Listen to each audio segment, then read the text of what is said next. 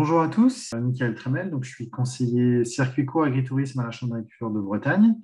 Donc on se retrouve ici dans notre troisième conférence du Forum circuit court en ligne, donc suite à l'événement physique qui avait lieu à Rennes. L'objectif aujourd'hui donc, est de travailler un petit peu sur la présence de son entreprise, de sa ferme en ligne. Donc on va avoir deux gros outils que les fermes peuvent utiliser, donc qui sont notamment Facebook et Google. L'objectif, vous allez voir, la présentation est dense. L'objectif n'est pas forcément de rentrer dans les détails de tout, on ne va pas faire de pratique aujourd'hui, c'est plus d'avoir des concepts qui vous permettent de bien utiliser ces outils, que vous commenciez votre activité ou que vous soyez déjà lancé depuis longtemps en vente directe, en agritourisme, et que vous ayez déjà vos outils sur les réseaux sociaux, c'est un petit peu d'avoir les clés pour que ce soit efficace. Donc, on va alterner entre le diaporama et puis aussi quelques recherches sur Internet pour voir un petit peu quelques présences. Si dans les commentaires, ceux qui ont déjà une exploitation, vous pouvez me mettre le nom de votre ferme que vous utilisez de manière commerciale, donc pas forcément le nom de la structure juridique, mais le nom de la ferme commerciale, pour qu'on puisse partir sur ces exemples-là pour voir un peu la visibilité que vous avez sur Internet et qu'est-ce qui pourrait être amélioré. La présentation, là je pense que ceux qui voulaient arriver sont arrivés. On attaque.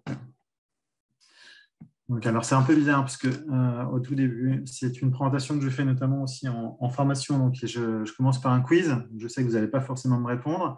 Je vais poser des questions. Je vais vous laisser quelques petites secondes. Vous pouvez essayer de me mettre les réponses dans le chat si vous voulez, pour voir un petit peu quelle perception d'Internet vous avez.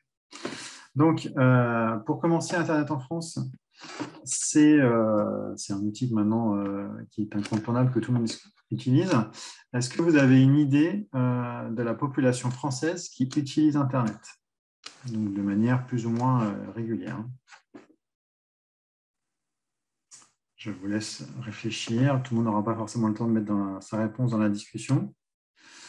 90%, 70%, 70%. Alors, on est un peu plus haut que ça, effectivement.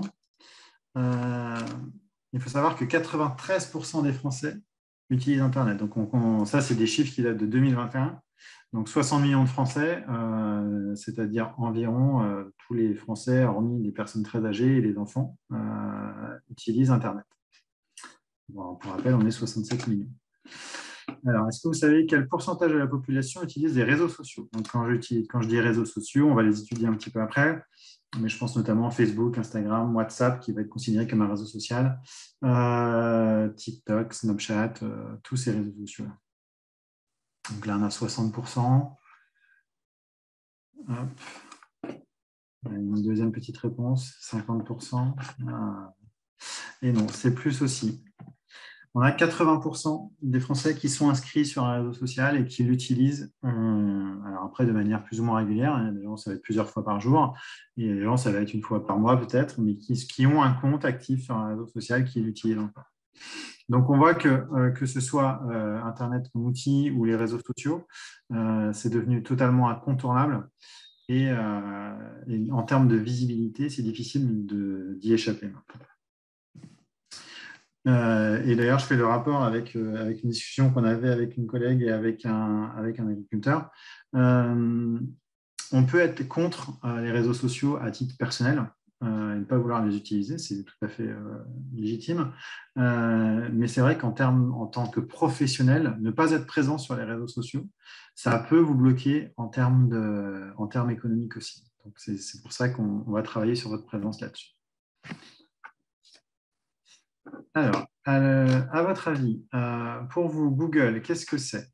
Est-ce que c'est un navigateur Internet? Est-ce que c'est un moteur de recherche? Un site Internet?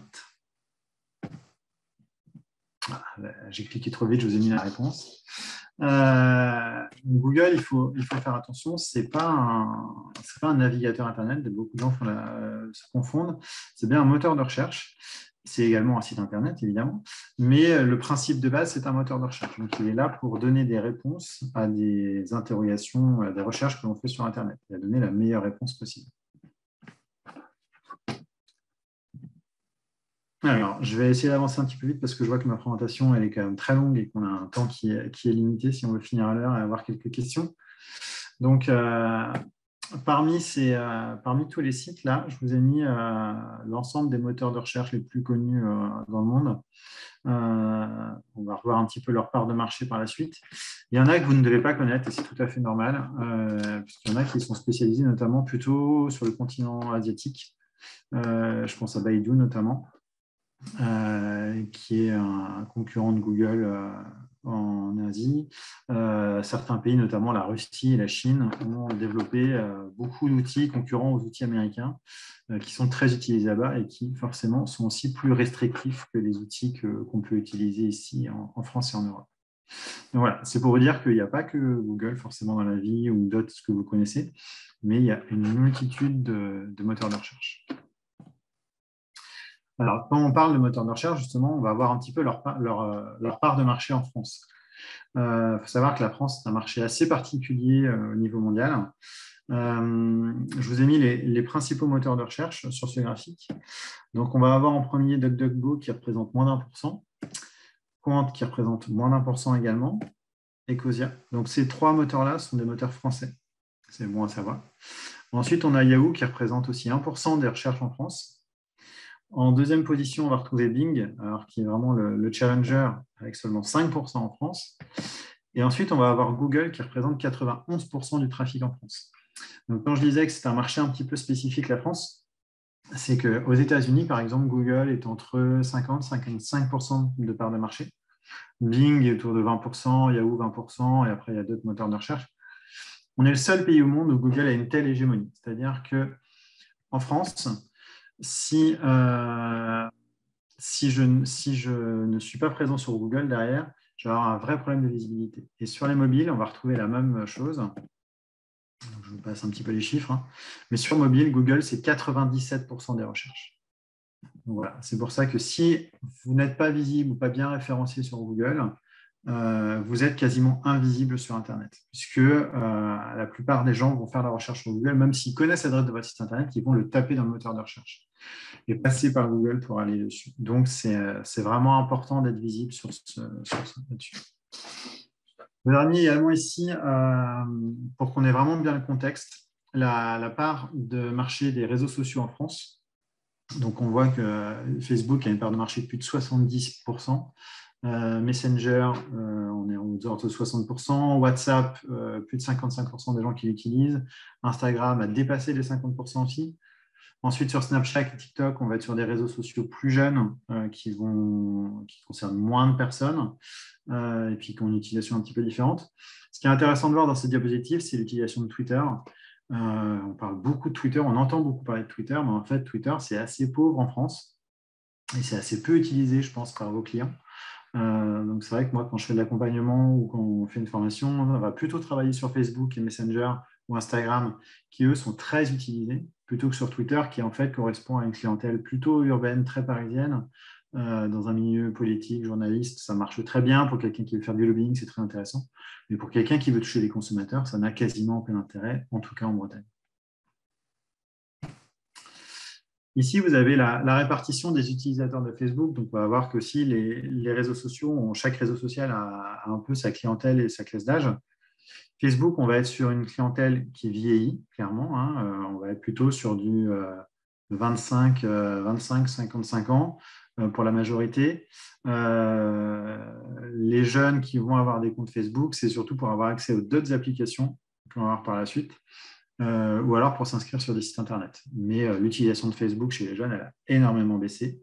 Donc maintenant, on est plutôt sur un réseau social de trentenaires, voire de quarantenaires. Ici, je vous ai mis la comparaison avec Instagram.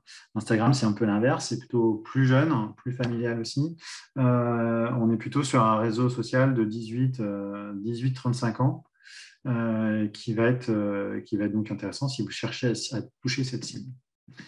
Donc on va évidemment choisir ces réseaux sociaux, votre présence sur les réseaux sociaux en fonction de votre cible.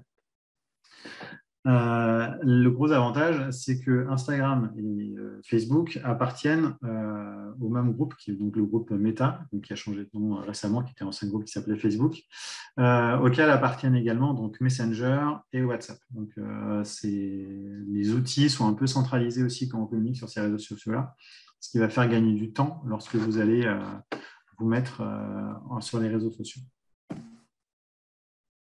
Donc, je vais rentrer un petit peu plus dans le détail de Facebook, voir quelle serait une utilisation optimale de Facebook. N'hésitez pas encore à me mettre le nom de vos exploitations si vous voulez qu'on regarde un petit peu en direct votre présence et votre page Facebook pour avoir quelques conseils. L'objectif, il n'est pas d'être dans la critique, mais plutôt dans la constructivité par rapport à vos réseaux sociaux. Donc, Facebook, des fois, ça peut être compliqué entre une page, un profil, un groupe. On ne sait plus toujours qui fait quoi. Et ce qu'on voit, c'est que beaucoup de fermes commencent des fois avec les mauvais outils. Donc, je vous ai refait un petit récapitulatif ici. Le profil, c'est vraiment c'est une page qui est personnelle, qui appartient à un humain derrière. Donc, c'est vraiment une personne qui est derrière, qui va permettre d'échanger avec d'autres personnes. Le profil, il n'est pas forcément accessible à tout le monde, donc normalement, on doit faire une demande pour devenir ami et avoir la visibilité de ce qui est publié. Et c'est vous qui le gérez. Donc, quand vous vous inscrivez sur Facebook, vous créez un profil. Ça, c'est la base. Maintenant, pour votre entreprise, vous ne devez pas utiliser de profil. Vous devez utiliser une page. Alors, le groupe, je vais passer très rapidement parce que le groupe, c'est de moins en moins utilisé. C'est plutôt pour créer des communautés autour d'un sujet particulier. On peut y rentrer de manière libre ou être accepté seulement. Ça dépend, je passe très rapidement dessus. La page, là par contre, c'est vraiment ce qui est utilisé pour une entreprise. Vous devez avoir une page et ne vous devez pas communiquer avec votre profil. Vous devez avoir un profil pour créer une page, mais pour communiquer sur votre entreprise, vous devez avoir une page. Le gros avantage de la page, c'est que tout le monde peut y avoir accès. On n'est pas obligé de faire la demande pour y aller. On peut s'y abonner. Et surtout que vous, quand vous allez la gérer, vous allez avoir beaucoup plus d'options que dans le profil, dans ce que vous allez vouloir faire. Donc maintenant, Facebook, à quoi ça va vous servir? Ce qui est évident, c'est que ça va vous servir à communiquer. Ça, on va être tous d'accord, logiquement. Ça va aussi servir à s'informer pour votre clientèle. On cherche à communiquer, à échanger avec des gens, mais on cherche aussi de l'information. Maintenant, beaucoup de gens, avec la baisse des publications sur Facebook personnelles, beaucoup de gens s'en servent comme un agrégateur d'informations, de différents sites, de journaux, d'émissions de télé qui vont suivre. Et c'est vraiment un outil d'information. Et on le voit de plus en plus, notamment dans les campagnes politiques aux États-Unis ou même en France. C'est un vrai vecteur d'information là-dessus. Ça sert aussi à échanger, hein, on le voit, c'est un réseau social à la base, c'est aussi ça. Et ça peut servir à se créer un réseau. Et dans le cas de votre ferme, pour le coup, on est vraiment sur communiquer, j'envoie de l'information et je crée un réseau, c'est-à-dire que j'interagis avec aussi les gens qui vont me suivre. Est-ce que ça peut servir à vendre? On me pose souvent la question, oui. La réponse est oui, c'est sûr. Après, on va voir, est-ce que c'est adapté à vos produits? Donc, ce qui est important sur Facebook, c'est de se dire qu'on est sur une utilisation professionnelle de Facebook. On n'est pas sur votre Facebook, votre profil personnel. Sur votre profil personnel, vous faites ce que vous voulez. Je n'ai rien à redire là-dessus. Mais sur votre page d'entreprise, c'est important, c'est l'image de votre entreprise, de rester très professionnel et de rester aussi sur des sujets qui vont vous concerner. C'est-à-dire qu'on va limiter au maximum tout ce qui va être opinion qui sort vraiment de votre corps de métier. Et je pense que même en agricole, ça peut être des fois un peu compliqué de rentrer sur des opinions qui soient politiques, syndicales ou même de consommation. On pourra revenir un petit peu après sur notamment tout ce qui est L214 ou association de protection de l'environnement ou des gens qui sont très engagés dans ces mouvements-là, qui peuvent être des fois très virulents sur les réseaux sociaux. C'est important de vous de bien rester professionnel parce que ce que vous mettez sur les réseaux sociaux, c'est visible par tout le monde. Et donc, c'est votre image qui est directement impactée. Ensuite, on va essayer de penser social, évidemment. L'objectif, c'est de créer de l'échange, de répondre aux gens, aux questions des gens, rester courtois, évidemment. Et votre objectif, ça va être d'inciter le partage et l'échange. Pourquoi inciter le partage et l'échange? Parce que plus vous allez poser des questions, plus les gens vont répondre en commentaire, vont vous envoyer des messages, plus votre page va être visible dans l'algorithme du Facebook. Et donc, plus vous allez gagner et augmenter votre communauté. Et ça montrera aussi une image de personnes dynamiques qui postent régulièrement, qui répondent aux questions. Ça facilite un peu le dynamisme de la page. Alors maintenant, sur la page, ce que je vous redisais tout à l'heure, c'est que vraiment, même si vous êtes obligé d'avoir un profil pour créer une page, vous ne devez utiliser pour votre entreprise que la page. C'est vraiment elle qui est au cœur de votre stratégie sur le réseau social. Elle va offrir des options, notamment de suivi sur la page. On peut poster des choses qui sont différentes que sur un profil. Et surtout, on va avoir accès à beaucoup de statistiques. Donc, c'est ça qui va être très intéressant. Alors, je ne vais pas rentrer dans le détail de la création d'une publication en tant que telle, c'est ce que je fais en formation. Là, on va plutôt rentrer dans ce que devrait être une bonne publication. Alors, une publication efficace sur Facebook, elle va avoir plusieurs critères. Déjà, idéalement, il faut que ce soit une publication avec une photo. Facebook, ça a été créé en 2008 de mémoire, en 2006 aux États-Unis, 2008 en France. Donc, à la base, c'était de l'échange de textes. Ensuite, sont apparues les photos avec l'apparition des smartphones. Et l'algorithme de Facebook va avoir tendance à plus valoriser les publications avec des photos et encore mieux une vidéo. Maintenant, le top pour l'algorithme, c'est une vidéo. Donc, n'hésitez pas à faire des petites vidéos de présentation, capturer des moments sur le vif, sans montage, il ne faut pas non plus toujours se prendre la tête là-dessus. Plus vous aurez des contenus interactifs, plus vous serez mis en avant sur Facebook. Ensuite, comme je vous le disais, c'est une publication qui incite à l'action, c'est-à-dire qu'on va essayer d'inciter les gens à mettre des commentaires, à partager l'application, à vous taguer. Alors ça, c'est un concept un peu plus complexe, mais c'est des citations en fait, de personnes ou de pages directement, pour créer de l'interaction, pour attirer l'attention et encore une fois, pour monter dans l'algorithme de Facebook. Ce qu'il faut savoir, je ne sais plus si j'y reviens après ou pas, c'est que quand vous faites une publication sur Facebook, elle n'apparaîtra pas sur toutes les personnes qui suivent votre page. Si vous allez voir votre page, là, vous verrez toutes vos publications. Mais dans ce qu'on appelle le mur de Facebook, les publications des pages que l'on suit, elles sont filtrées par l'algorithme. Et donc, l'algorithme a tendance à pousser les publications de pages qui postent beaucoup ou alors qui suscitent beaucoup d'intérêt et beaucoup de commentaires. D'où l'intérêt, quand vous faites une publication, de poser une question aux gens, en tout cas d'inciter les gens à réagir à cette publication-là.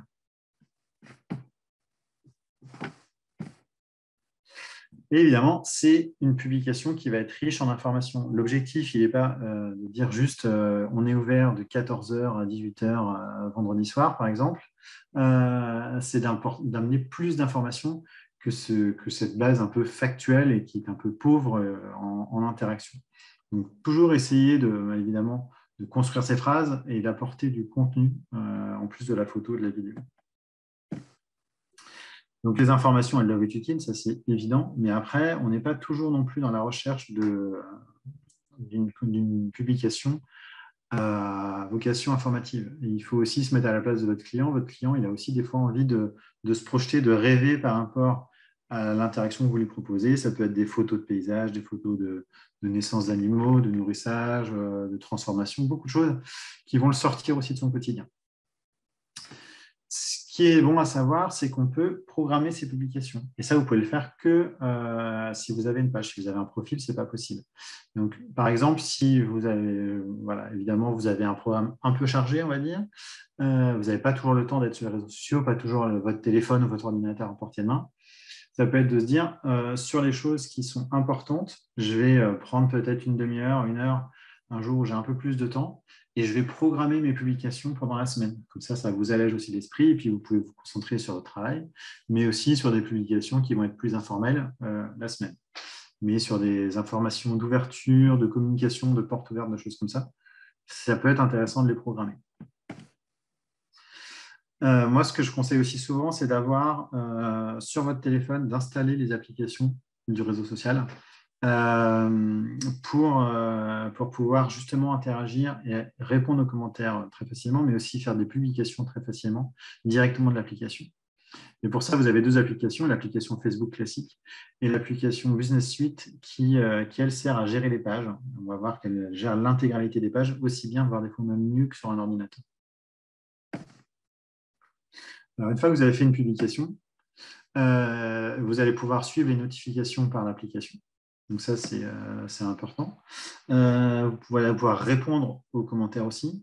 C'est toujours valorisant de répondre aux commentaires. Déjà, quand on vous pose une question, ça vous permet de vous donner la réponse. Mais ça permet aussi de montrer votre activité et de stimuler la communauté. C'est-à-dire que déjà, vous créez des commentaires, donc ça va augmenter la visibilité de votre page, mais ça va aussi inciter les autres à poser des questions ou à mettre des commentaires, si on voit qu'on y répond. Si on a une publication qui a 10 commentaires et qu'en fait, personne n'y répond jamais, ça ne donne pas vraiment envie de prendre le temps de laisser un commentaire. Et vous pouvez aussi suivre toutes les statistiques de votre publication. Là, je vous ai pris une capture d'écran. On est sur une publication qui a reçu 19 j'aime, donc c'est bien, mais ce n'est pas non plus énorme. Mais par contre, elle a touché 1877 personnes. Là, déjà, on est quand même sur une publication qui a une vraie portée en local autour de vous. Ensuite, un autre outil qu'on va retrouver sur Facebook qui est très intéressant pour une exploitation, c'est les événements. Les événements, ils vont servir à communiquer sur un événement, comme l'on dit, physique ou virtuel. Donc, ça peut être, par exemple, typiquement, on fait un webinaire aujourd'hui, on aurait pu communiquer sur Facebook en créant un événement sur Facebook pour ce webinaire. Mais nous, on va plutôt l'utiliser sur les événements physiques, portes ouvertes, marchés, choses comme ça, qu'on va pouvoir mettre en place. C'est des événements qui ont lieu à une date précise. Hein.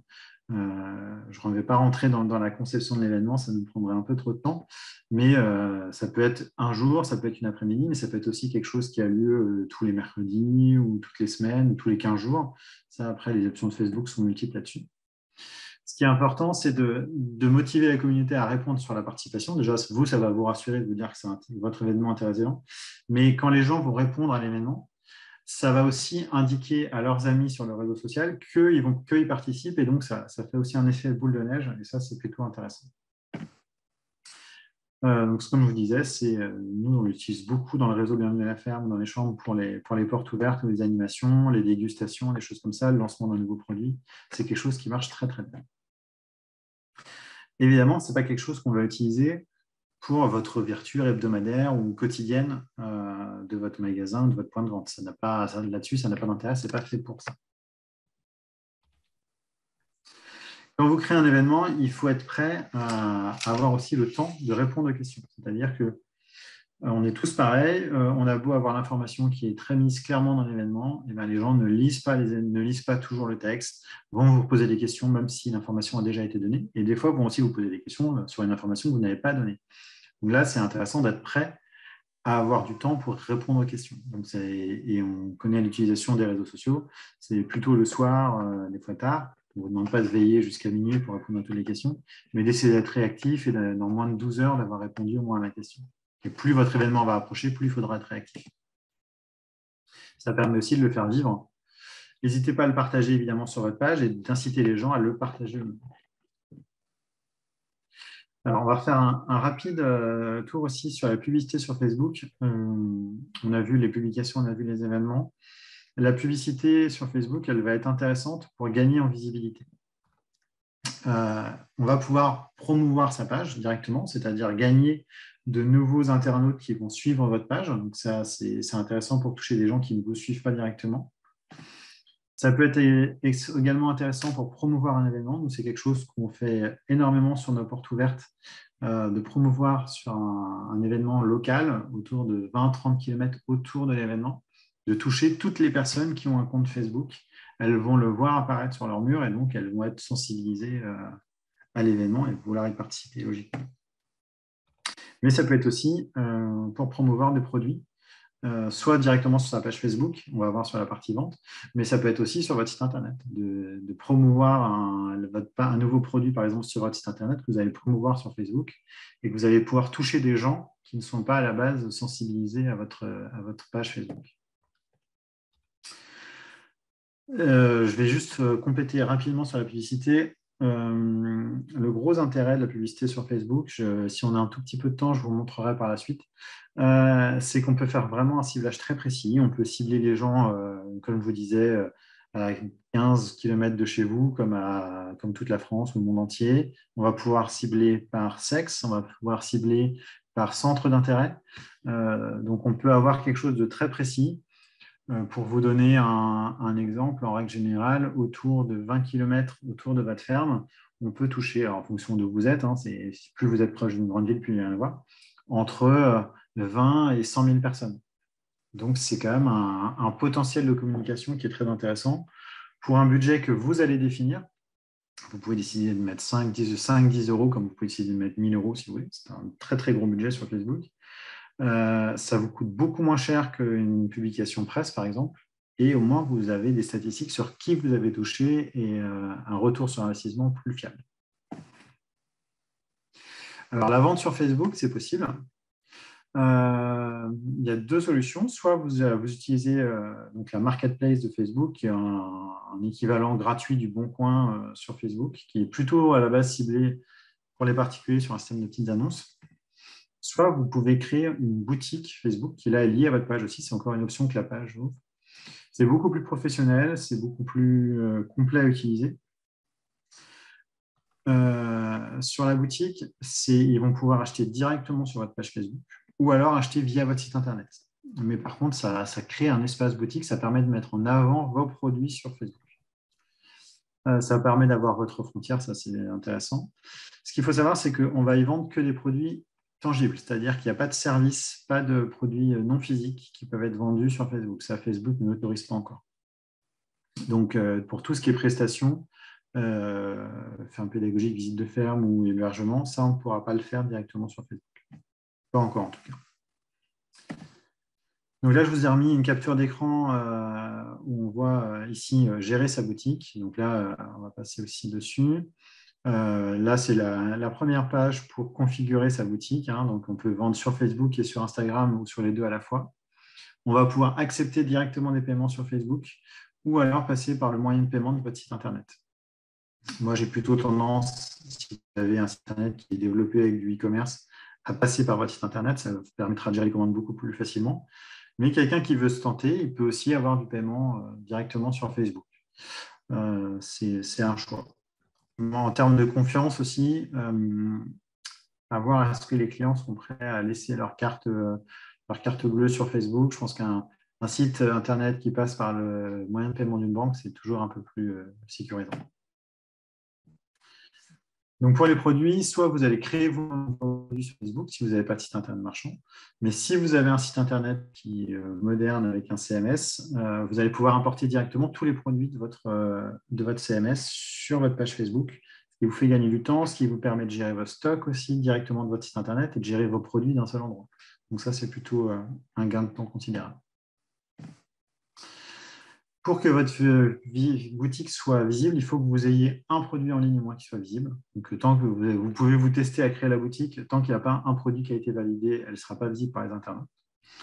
Et il faut savoir que Facebook prend entre 24 et 48 heures. Souvent, c'est plus proche de 24 quand même, pour valider vos produits. Il y a une vérification qui est faite par les robots de Facebook, parce qu'on ne peut pas tout vendre sur Facebook. Et comme ils sont soumis aux lois américaines, ils ont des choses qui sont un peu plus restrictives que nos lois européennes. Pour les photos, donc vous devez avoir forcément une image au moins sur Facebook, sur vos produits. Une vraie photo, normalement, il n'y a pas le droit au dessin, aux illustrations. Voilà, on vous conseille plutôt de mettre des images sur fond blanc. Alors après, sur certains produits, je pense notamment à la viande, c'est rarement très heureux les tournages sur fond blanc. Donc là, à vous de voir. Moi, je trouve que les produits dans leur environnement naturel sont toujours plus intéressants pour vendre. Donc après, pour vendre sur Facebook, moi, je pense que la plus grande qualité, c'est d'avoir déjà une page qui donne confiance, c'est-à-dire une page qui est vivante, qui est mise à jour très régulièrement, avec des photos récentes, qui vit. Si la dernière publication date d'il y a 6 mois, on se dit qu'on n'est pas sur une personne qui est très réactive sur les réseaux sociaux, donc est-ce qu'on va vraiment acheter sur Facebook? Ça, c'est vrai pour aussi, même en termes de visibilité, pour s'abonner à une page ou pour l'image que ça va donner de votre entreprise. Si vous êtes sur les réseaux sociaux, il faut y aller à fond. L'idéal, c'est à minima, je dirais, une publication par semaine. Pas obligé une publication par jour. Le mieux, ce serait ça, hein, c'est une à plusieurs publications par jour. Mais on n'a pas tous le temps de le faire. Donc, se baser sur une par semaine, c'est déjà très bien. Pareil sur tout ce qui est information, que votre numéro soit à jour, que vos horaires, si la boutique, si vous avez un magasin, que ce soit à jour, que ce soit les bonnes horaires. Quelqu'un qui voit vos horaires sur Facebook, qui arrive chez vous et c'est fermé alors que ça devrait être ouvert, ce n'est pas très professionnel. Donc voilà, ça je vous l'ai déjà dit derrière. Après, évidemment, je réinsiste beaucoup sur le fait de répondre aux gens qui vous laissent des commentaires, de les inciter à réagir. Et les photos et les vidéos. Maintenant, on va passer à Google. Je pense que si vous avez des questions, n'hésitez pas à les mettre dans le chat. On y reviendra par la suite pour vous. Donc, Google, comme on l'a vu, c'est le moteur de recherche numéro 1 en France, de très loin. Hein. Je rappelle 97% des visiteurs sur mobile et 91% sur ordinateur. Donc, pour être visible sur Google, on a plusieurs possibilités.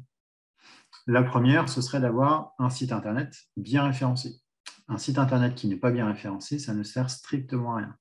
À partir du moment où vous n'êtes pas sur la première page, et je veux dire sur la deuxième page, vous perdez 90% des visiteurs.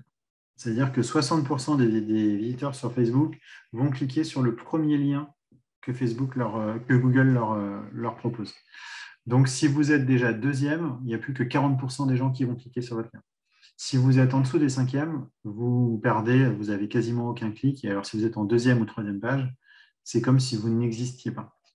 Il y a très peu de gens qui vont aller sur la deuxième ou troisième page, sauf si c'est une recherche très spécifique. Ou là, si je recherche une réponse très spécifique sur un sujet bien précis, là, je vais peut-être aller creuser parce que je sais que l'information, va falloir que je la cherche.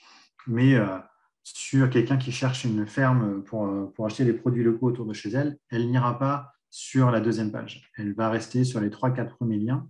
Et les 3-4 premiers liens, souvent, c'est des annuaires, c'est des sites de référencement. Donc derrière, d'où l'importance de pouvoir ressortir quand on vous cherche sur une recherche un peu plus locale. On fera les tests avec vos fermes. La deuxième façon, c'est d'être justement présent sur des sites qui sont référencés, donc des annuaires de produits locaux, Bienvenue à la ferme, d'autres réseaux qui peuvent exister, parce que eux sont des gros sites, ont plus de contenu que le vôtre, et donc vont logiquement être mieux référencés. Puis aussi référencés par des professionnels. Ensuite, il y a la solution de la page Google My Business. Donc ça, c'est vraiment très intéressant. On va rentrer un peu en détail avec ça. Si vous n'en avez pas, il faut absolument créer une. C'est vraiment votre première présence sur Google. Et ensuite, on peut aussi envisager de faire de la publicité sur Facebook. On va y revenir très rapidement, surtout dans les questions si vous en avez, sur le fonctionnement. Mais il faut savoir que c'est tout à fait possible et accessible pour tout le monde. Alors, par quoi commencer? Je me suis un peu trahi dans ma présentation. On va commencer par la page Google My Business. Pourquoi? Parce que c'est gratuit, c'est rapide à faire, c'est très complet comme information. Et c'est vraiment votre première présence sur Internet. Avant même le site Internet, avant même les réseaux sociaux, vous devriez avoir une page Google My Business. Et une page Google My Business bien remplie. Ça va vous permettre de donner vos informations aux visiteurs, ce qui viennent chercher à la base. Donc, téléphone, horaire d'ouverture, site web, produits, catégories, des photos, on peut y mettre tout ce qu'on veut. Ça peut aussi permettre à vos clients d'arriver chez vous. C'est-à-dire que les données de Google My Business sont intégrées dans tous les téléphones Android et même sur Google, sur les téléphones Apple, ils utilisent maintenant. C'est-à-dire que si vous êtes présent sur Google Maps, on va pouvoir donner l'itinéraire directement de chez vous. Il va pouvoir donner l'information si vous allez être ouvert ou fermé quand vous allez arriver.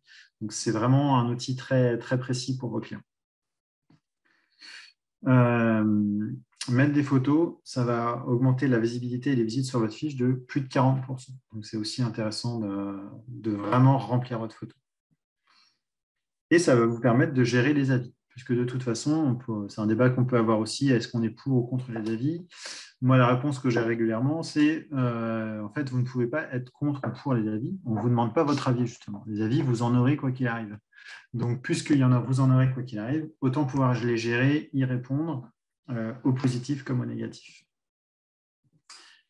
Donc, la fiche Google My Business, la question, c'est de savoir est-ce que vous en avez une. Et parce que souvent, on me dit non, moi, j'en ai pas. Sauf que des fois, vous pouvez avoir une fiche Google My Business, même si vous ne l'avez pas créée vous-même. C'est-à-dire que Google, naturellement, va créer des fiches pour des établissements. Ce que je vais faire très rapidement, c'est que je vais reprendre dans le chat. Il a disparu de l'écran. Et je vais regarder justement sur une des fermes si vous en avez une. Donc, je vais arrêter mon partage d'écran ici et je vais repartir sur un nouveau partage sur Google.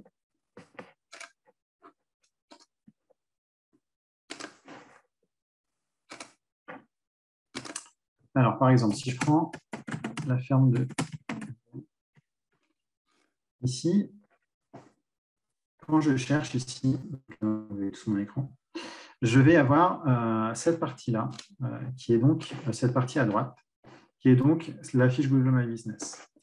Ce que je peux voir, c'est que si je fais une recherche sur Google de la ferme, ici, je vais avoir les résultats de recherche, j'ai leur site Internet, j'ai leur page Facebook. Ensuite, j'ai d'autres sites qui vont les référencer. Mais la première chose que je retrouve ici, en gros, à droite, elle est bien mise en avant, c'est la fiche Google My Business. J'ai une photo, je vois à peu près ce qu'ils font. J'ai des avis, donc là, en plus, je vois 60 avis sur Google, ils sont très positifs. Bon, sauf le premier, forcément, il fallait que ça tombe sur le premier. Alors, je vois le premier, il est négatif, je ne l'ai pas lu. Mais ce que je trouve très positif, c'est qu'ils y ont répondu. Alors, on pourrait rentrer dans le détail, hein. Mais ils y ont répondu, ils ont pris le temps de répondre et de trouver une solution pour le client. Du coup, moi, en tant que client, je me dis, bon, bah, lui, il n'était pas content, mais au moins, il y a une solution qui a été trouvée directement par le propriétaire. Et puis, quand je vois 4,4 sur 5, je me dis que bon, ça doit être une erreur, ça peut arriver une fois, ou un client qui n'a pas compris quelque chose. Mais en tout cas, ça donne confiance. Ici, je vois, par exemple, je sais qu'ils sont fermés aujourd'hui, donc ça ne sert à rien que j'aille les voir, ça ne sert peut-être à rien que je les appelle. Alors ça peut être aussi trompeur. Là, dans ce cadre-là, ils sont plusieurs boutiques, donc c'est logique qu'ils y mettent leurs horaires d'ouverture. Quand vous n'avez pas de boutique, ne mettez pas d'horaire, parce que les horaires d'ouverture, elles influencent également justement sur les résultats. Là, vous voyez, par exemple, la première chose que je vois ici, c'est que c'est fermé. Ça peut aussi influencer sur les résultats de recherche. Là, j'ai cherché directement, je les ai trouvés, ce qui est logique. Mais si j'avais cherché à acheter, par exemple, un magret de canard autour de Rennes, Google va avoir tendance à moins me les proposer en dehors de leurs heures d'ouverture. Donc ça peut être un petit piège de référencement. Et ici, on a donc leur numéro de téléphone, leurs horaires. Un lien pour aller gérer la page ou la revendiquer s'il ne s'est pas déjà fait, mais là, comme ils répondent directement aux commentaires, je sais que c'est fait. Et on peut aussi suggérer une modification. Suggérer une modification, ça, tout le monde peut le faire. C'est-à-dire que moi-même, en tant que client, je pourrais aller suggérer une modification. Ça peut vous paraître bizarre quand c'est votre fiche à vous, mais ça répond à un principe de Google. Le principe général de Google, c'est de donner la meilleure information possible. C'est comme ça qu'ils font de l'argent pour tout. Et donc derrière, si par exemple ici sur la carte c'était mal situé, et bien, Google a tout intérêt à ce que quelqu'un vienne nous dire attention, c'est pas exactement ici, ou attention, là ils sont fermés. Donc c'est pour ça que je vous conseille moi de bien gérer votre fiche, de bien l'animer, de bien la mettre à jour. Et que je vienne refaire des modifications et que ce soit des informations qui sont fausses. Donc, voilà, la fiche Google My Business, elle se présente comme ça. C'est pour le coup un outil qui est très utile et qui est très, très mis en avant sur Google. Si je cherche sur Google Maps, je vais retrouver ici les mêmes informations.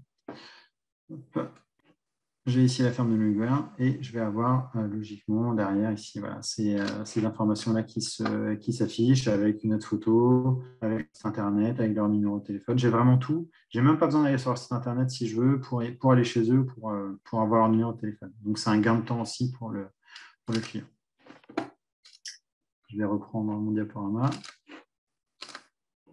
N'hésitez pas à noter vos questions dans le chat pour qu'on puisse le voir après.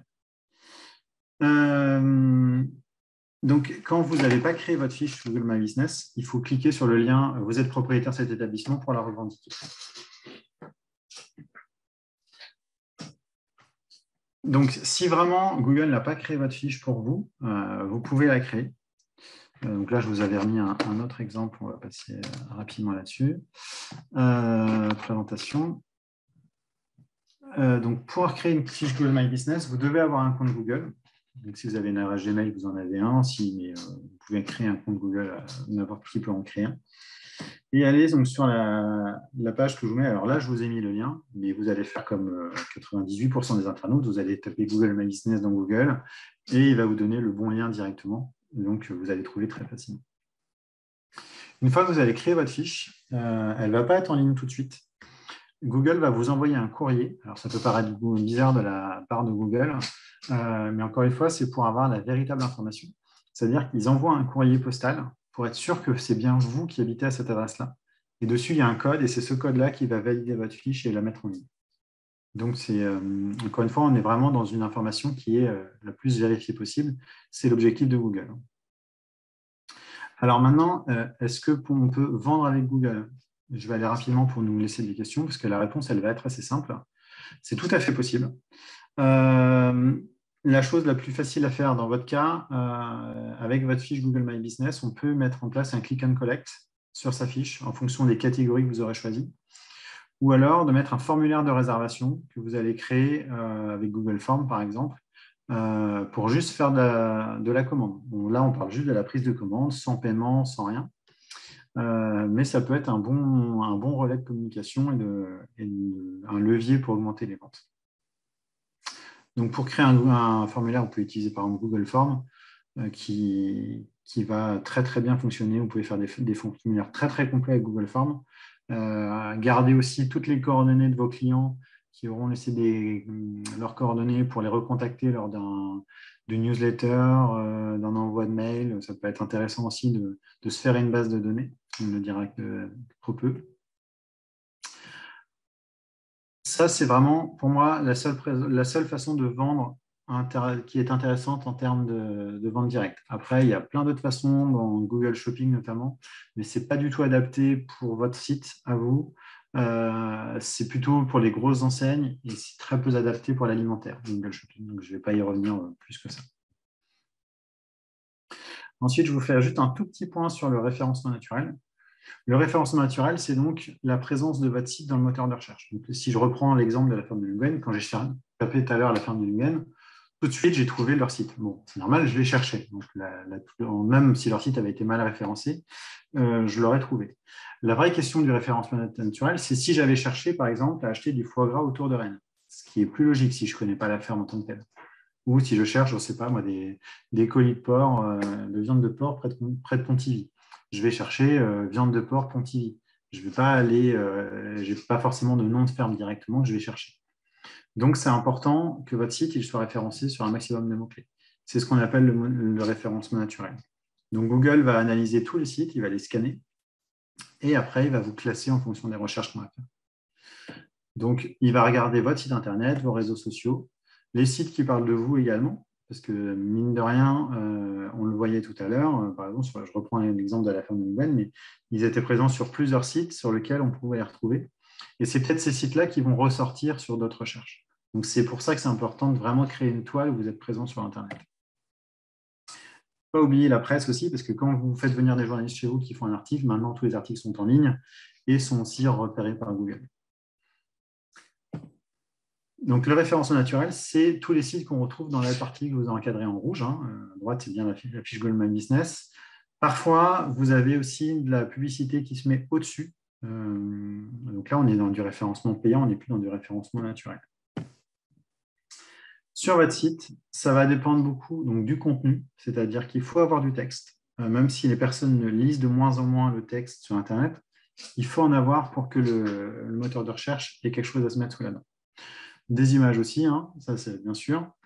Ça va dépendre de la façon dont votre site est conçu. Donc ça, ce n'est pas toujours votre métier à vous, ce n'est pas toujours vous qui avez fait votre site, mais 80% du référencement, elle se fait par là, la façon dont le site est conçu, donc notamment avec les balises et l'accessibilité.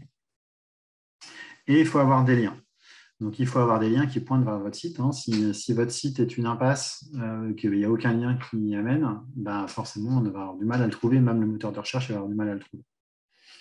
Donc, ça sur la partie contenu. Je pense que c'est à vous de rédiger votre contenu, que ce soit un contenu qui soit vraiment individualisé et avec vos mots. Mais ça dépend aussi du développeur du site, de comment est-ce qu'il crée le site. J'ai tendance à vous dire d'éviter au maximum les sites du type Wix, les sites gratuits, parce qu'en fait, ça va vous permettre de faire de très beaux sites, ça, il n'y a pas de souci, mais souvent, c'est très limité en termes de référencement, et c'est vraiment ça qui est dommage. Alors, l'achat de mots-clés, ça peut être intéressant si vous avez un petit budget à mettre. Alors, ce n'est pas très cher non plus, hein, c'est dans les mêmes ordres de grandeur que sur Facebook. C'est intéressant surtout pour augmenter votre référencement le temps que votre site se mette en place. Ou alors pour des moments clés. Si je reprends un exemple, par exemple sur le Faudra, pour les fêtes de fin d'année, c'est la grosse période. On a envie d'être présent, on a envie d'augmenter nos ventes. On va pouvoir acheter des mots-clés pour passer au-dessus de nos concurrents sur les moteurs de recherche.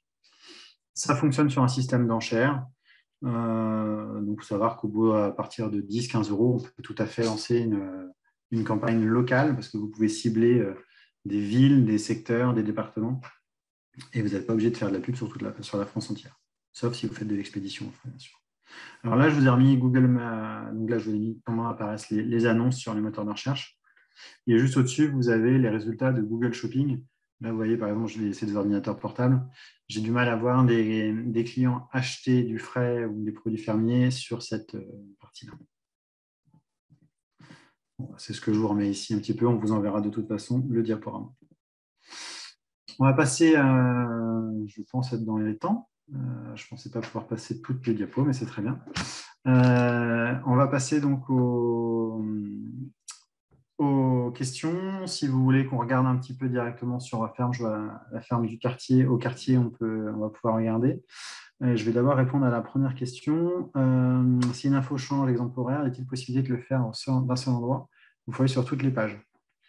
Alors, si c'est par rapport à Facebook et Google, il faudra le faire sur chaque site, donc votre site Internet, votre page Google et votre page Facebook.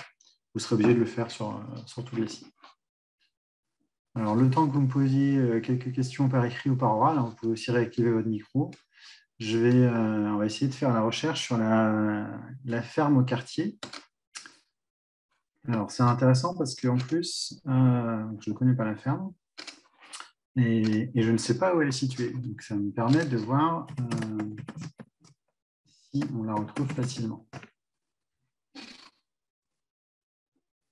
Alors, de la ferme au quartier. Donc, ici, donc là, j'ai quelque chose de Saint-Étienne. Alors, je ne sais pas si c'est de ça qu'on parle. Pas hésiter à me le repréciser.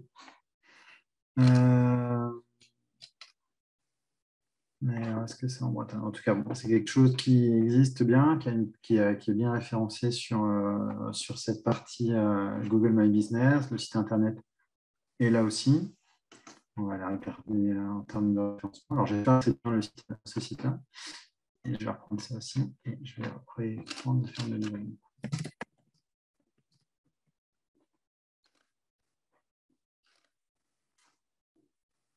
Alors, vous êtes bien à Saint-Étienne. Bienvenue du coup en Bretagne. Donc là, j'ai retrouvé tout de suite le site Internet. C'est intéressant. Je vais juste regarder en termes de référencement. Alors là, par exemple, si je prends un tout petit exemple, sur la façon dont on consulte le site, je ne sais pas si vous allez le voir ici. Quand je mets ma souris là, j'ai de la ferme au quartier, produits locaux en circuit court. C'est intéressant, je sais ce qu'ils font, mais je vois qu'il n'y a pas eu de travail de référencement vraiment fait parce que je ne sais pas où c'est situé dans la balise titre. Et donc, du coup, en fait, si je travaille autour de Saint-Étienne, c'est un peu dommage parce que du coup, je ne travaille pas le référencement justement sur Saint-Étienne. Et si je reprends ici, alors je vais faire mon travail sur la commune nouvelle, mais si je reprends comment ça apparaît dans les résultats de recherche, ici, j'ai Saint-Étienne, je ne le vois que ici. Donc, dans un premier temps, moi, qui tombe là en étant en Bretagne, je me dis, c'est super, ça a l'air super intéressant, je vais cliquer dessus. super décevant parce que derrière, en fait, je ne vais pas aller chercher mes produits locaux sur Saint-Étienne. Donc, ça mériterait quand même de spécifier un petit peu où est-ce que vous êtes situé et votre zone de chalandise directement. Si je fais ici, sur la ferme de Luguen, par exemple, en termes de référencement, là, la ferme de Luguen, foie gras, produits terroir spécifiques canard. Donc là, c'est très précis chez ce qu'ils font. Ensuite, ça mériterait peut-être aussi une spécification un peu plus géographique. Après, à la différence que, de mémoire, la personne de la ferme pourra me préciser, mais il me semble qu'ils font aussi pas mal d'expéditions. Donc derrière, quand on cherche un marché national ou international, effectivement, on va moins travailler ce référencement local. Mais pour la plupart des fermes qui font du circuit court, c'est vraiment primordial de travailler votre référencement Internet avec des mots-clés qui incitent au local. Bon, vous faites la ferme de Luguen, il travaille vraiment sur toute la France, donc c'est ce qui peut expliquer ça. Même si le fait de travailler sur un référencement local, notamment en Bretagne, ça peut être sur une image de marque et sur une revendication régionale, ça peut être un plus aussi, quoi. En tout cas, ça va pas faire diminuer vos ventes en France. Et donc, si je regarde ici, alors je fais un test souvent, parce que souvent, les gens qui font le référencement travaillent souvent à la première page, mais rarement les pages d'après, et ça, c'est un peu dommage. Donc, si je prends ici, voilà. Typiquement, c'est ça, c'est que le référencement n'est pas fait sur les pages secondaires du site. Ici, juste tous nos produits, la ferme de Luguen, alors que là, c'était la page idéale pour justement citer les produits, pour qu'en termes de référencement, si je fais une recherche de foie gras cuit autour de Rennes ou autour de la ferme, que je puisse le retrouver. Là, la page ne le cite pas. Donc, le moteur de recherche ou la personne, elle va devoir aller chercher ici directement dans vos catégories. Ça peut être optimisé. Alors, puisque j'ai choisi mon cobaye à la vindicte populaire, on va aller voir aussi, typiquement, par exemple, donc, au niveau de la Google My Business, c'est bien rempli, il n'y a pas de souci. J'ai regardé tout à l'heure, mais je pense qu'il y avait l'air d'avoir pas mal de réponses. Voilà, il y a une réponse quasiment à chaque avis ou à chaque avis. Donc ça, c'est vraiment super. C'est ce qu'il faut faire, c'est vraiment l'idéal. Et sur la page Facebook, allons voir si ça veut bien charger. La page Facebook, donc on a ici, on personnalise ici la photo, donc ça c'est bien, on voit qu'il y a l'humain derrière, c'est intéressant. On a l'animal qui est là aussi, on a directement les numéros de téléphone, donc ça en plus ça a été réadapté avec le Covid, beaucoup de gens ont fait ça, donc c'est super. Ici, je vois une dernière publication à 16h, ok, très bien. Là, c'est un partage de publication. Attention au partage de publication. Essayez, quand c'est comme ça, de remettre un texte vous-même pour apporter du contenu. Parce qu'au final, si je clique là, moi, je fais de la publicité à cette publication-là, mais pas à la vôtre. Donc, ça peut être intéressant derrière. Voilà, ça, c'est exactement ce qu'il faut faire, c'est-à-dire faire vivre la vie de la ferme. Vous faites vos semis, vous faites vos récoltes, vous faites votre foin. Montrez aux gens ce que vous faites. N'ayez pas peur là-dessus. Il faut que les gens puissent se projeter dans votre entreprise et c'est vraiment ce qui marche. Donc là, il y a 18h, 16h, le 10 juin. Donc, bon, page très réactive, mais à vrai dire, j'en doutais pas beaucoup. Est-ce que vous avez d'autres questions? Parce que notre temps est bientôt écoulé. Alors, nous n'avons pas beaucoup de fans. Une page qui a 1100 personnes pour une ferme, c'est pas mal. C'est pas mal du tout, hein. C'est déjà une belle page. On pourrait en avoir plus toujours, il n'y a pas de souci. On en voudrait tous plus. Comme vous travaillez sur le national, effectivement, ça peut faire peu, hein, mais c'est déjà pas mal, moi, je trouve. Ce que vous pourriez faire, c'est une campagne d'acquisition sur Facebook. Vous mettez un budget de, je sais pas, la dernière que j'ai dû faire pour une ferme, ça devait être 50 €. Et on a gagné, non, on avait fini avec, ouais, je crois qu'on était 50 €, et on a gagné plus de 400 personnes sur du très, très local. Donc, j'avais ciblé des gens autour de 20 km autour de la ferme. Donc, on touche vraiment le cœur de cible, quoi. Vous, votre zone de chalandise, elle est un peu plus grande avec les différents magasins et puis avec l'expédition. Mais ça peut être intéressant de se dire, voilà, je vais travailler autour de Rennes, par exemple, et puis je vais mettre 40 euros. C'est un budget de communication qui est très, très modeste, hein, 40 euros, quand on voit le coût de la communication à côté. Et ça peut faire augmenter votre visibilité de la page de manière vraiment impressionnante.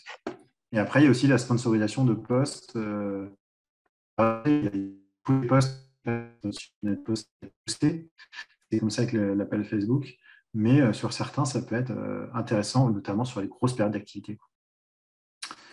Donc, voilà ce que je peux dire là-dessus. Donc, 1100, c'est déjà pas mal. Il y a beaucoup de gens qui aimeraient déjà avoir 1100 personnes sur la page Facebook.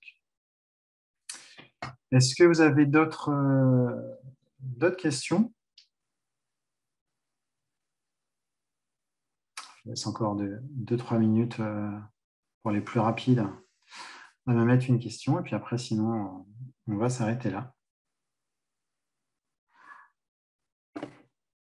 N'hésitez pas, si vous avez des questions, à les faire à l'oral également.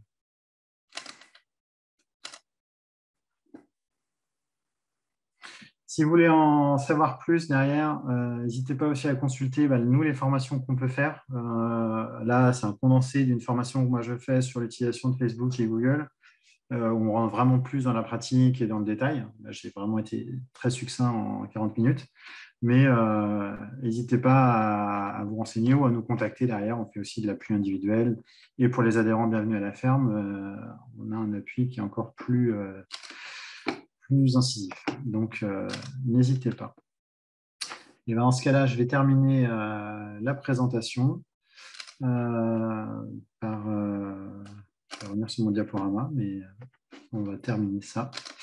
Je vous remercie de votre participation à tous. Et puis, n'hésitez pas à suivre les différentes conférences qui vont suivre aujourd'hui et demain sur le forum Circuit Court, en espérant après vous revoir soit directement sur les fermes, soit au prochain forum Circuit Court dans le cadre de formation.